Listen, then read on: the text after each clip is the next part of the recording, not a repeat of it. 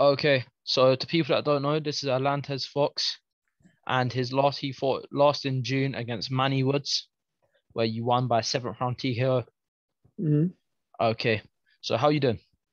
Pretty good, man. I can't complain at all, man. We just had a rough decision on Saturday with my brother, so I'm dealing with that a little bit. But we still got to keep working.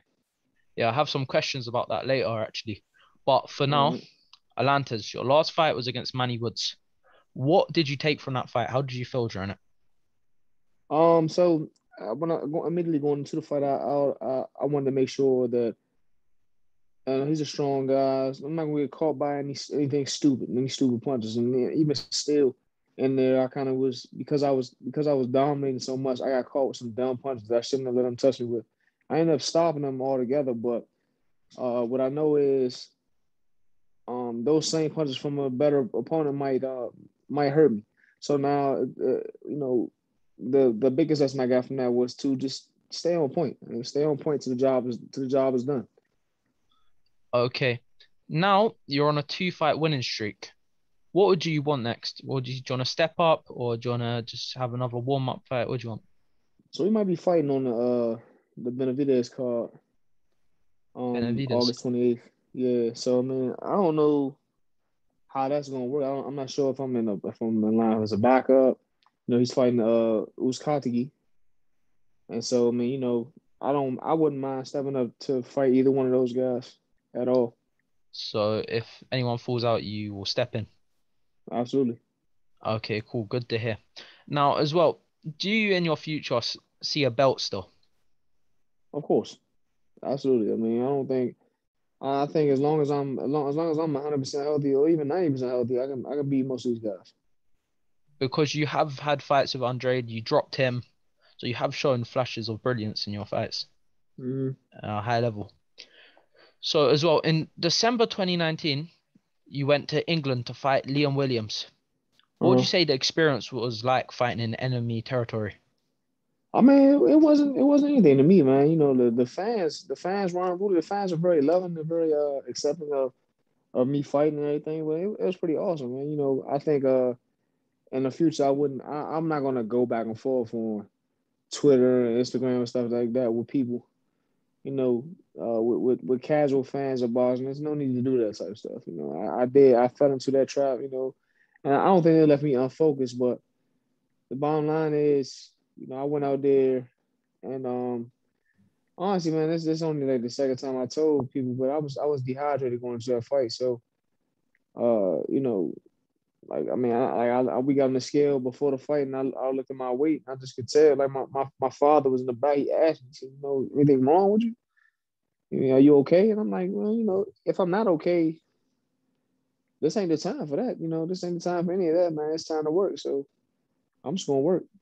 We went in there and the I think it was the third round. He caught me with an elbow to the face, and that just rung my bell for the rest of the fight, actually. So then I mean, I guess I felt like I had a good I felt like I had a pretty good strategy and everything. Like we worked on some good things, but I was unable to capitalize because, like I said, I was dehydrated. So, I mean, all in all, it was a great experience, man. I loved being in England, man. Me and Williams not talk trash back and forth with each other, but at the end of the fight, it was sportsmanship. It was very very good. It was a very good experience altogether. I just wish the outcome would have been better. Mm. Well, Liam Williams is an alright loss to have because he is one of the strongest punchers in the middleweight division as well. So it You ain't the think so? worst person to lose to. You think so? Yeah, he is one of the strongest in the division, I reckon. Okay. So, and he was on like all his losses up. I mean, all his wins up to Andrade were all knockouts as well. So Mhm. obviously, it's not like he lost to anyone that was like low level. Still at a Right. high I level. mean, no, he's clearly a high level guy, man. He beat me to be number one in the WBO, so Yeah, clearly high exactly. level. Also, Jarrett Hurd, who I believe is your sparring partner, or you've sparred with him Yeah, before. we used to spar a lot a while ago. He It's been a lost while his since I worked on him. he lost his last fight to Luis Arias. What do you think went But wrong in that performance? I think right in there, I think Jared was relying on his knockout power a little too much. You know, he was taking punches that he shouldn't have been taking. So I think he felt like he was going to catch Luis, and it wasn't like he wasn't hurting. He was hurting Luis Harris, but I mean, you know, Luis Harris prevailed because you know he stuck. He had a game plan, stuck to the game plan. You know, he kept throwing it. He kept throwing that right hand. He found. Oh, let me say that he found something that worked and just kept exploiting it. You know what I'm saying? That was the biggest thing right there. That was the biggest takeaway from that one. He found that he can land his right hand over top and just kept throwing it. And Jared was there for it. No, other than that, I think I didn't think Jared Herb was gonna lose that fight at all. To be honest with you, I really was pulling for him to kind of knock Luis Arias out. Like I said, he was hurting him in there enough. I thought he might, but this any boxing, any night can be your night. And also, you've sparred him before, I've heard. What would you describe sparring a former champion is like sparring him? It's a good experience, man. Jared Hurd is strong as shit. You know, he can punch with both hands. That's why that's he has power in both hands without a doubt. Like and it's not just me that says it. Other people I know that have sparred him from the area say the same thing. Man, he jabs the body hard. Of course he has a straight right hand.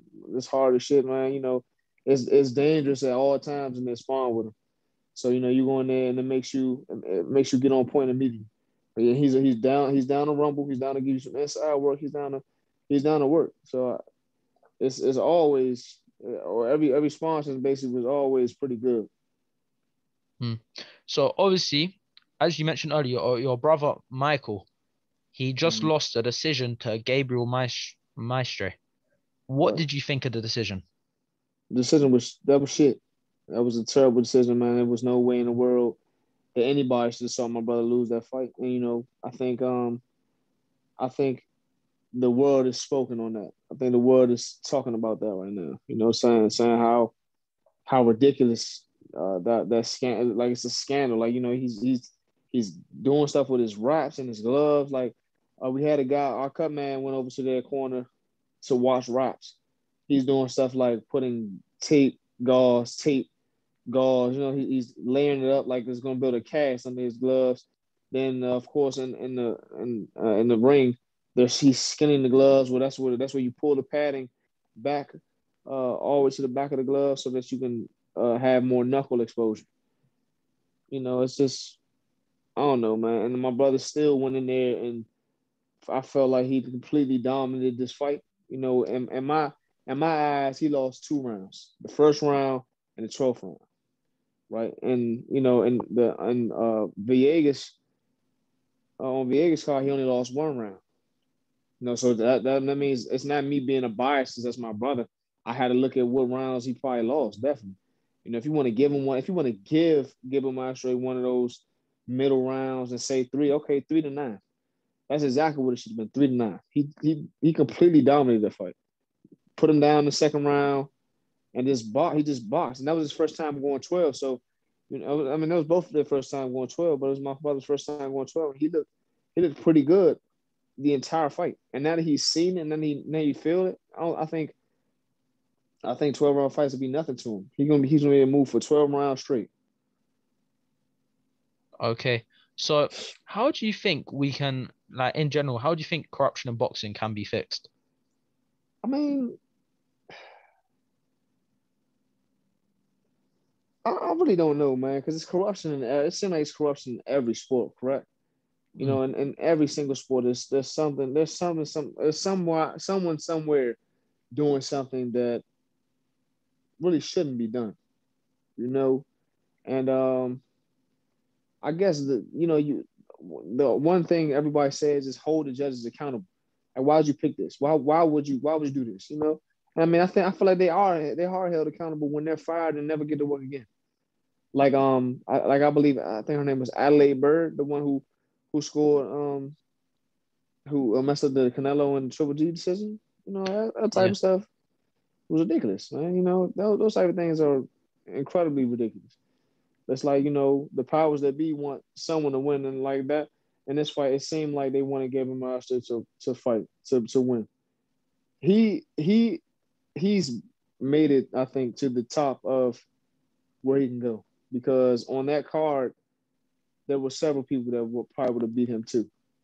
He decided that, I mean, it might have made it easier for him to get there, like somebody like Stanionis, who was there and ready to rumble him.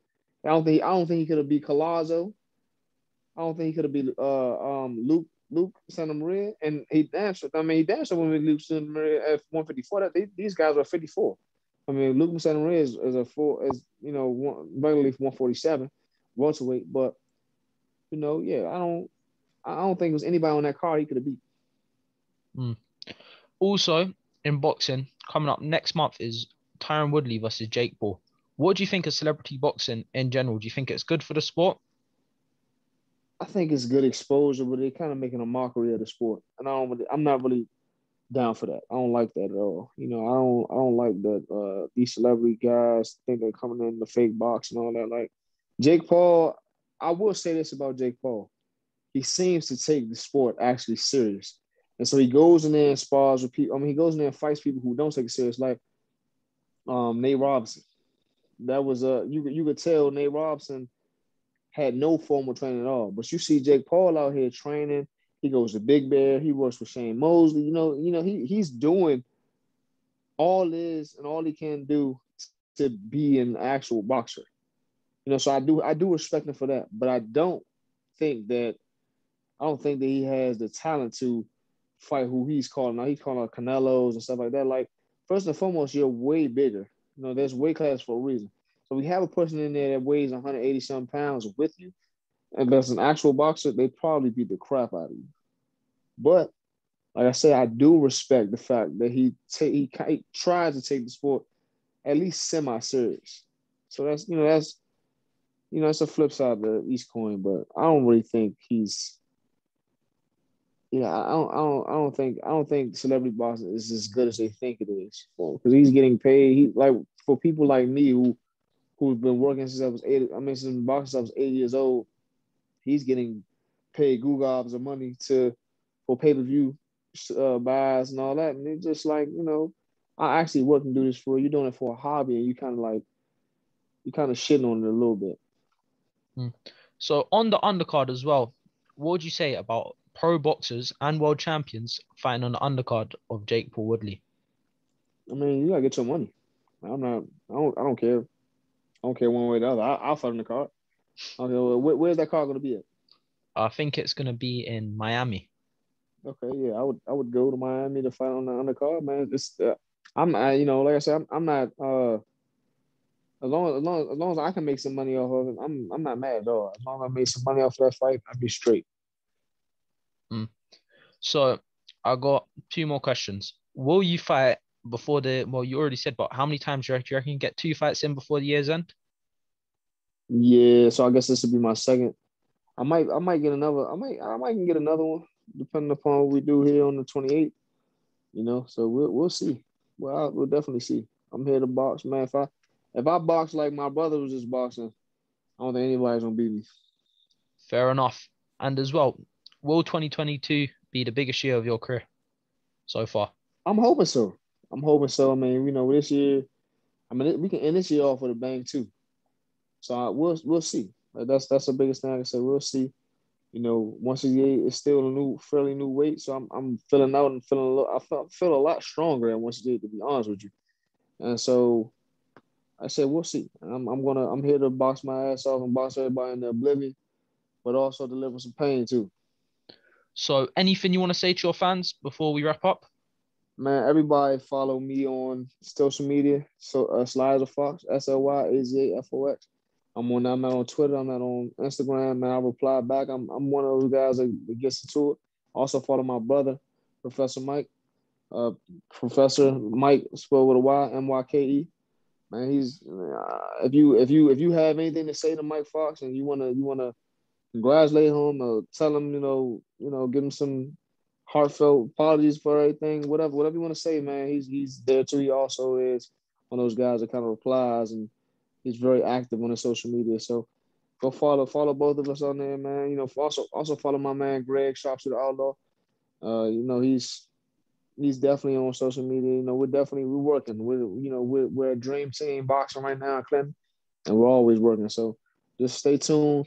We got big things coming up, all of us. Well, anyway, it's been a pleasure having you on here.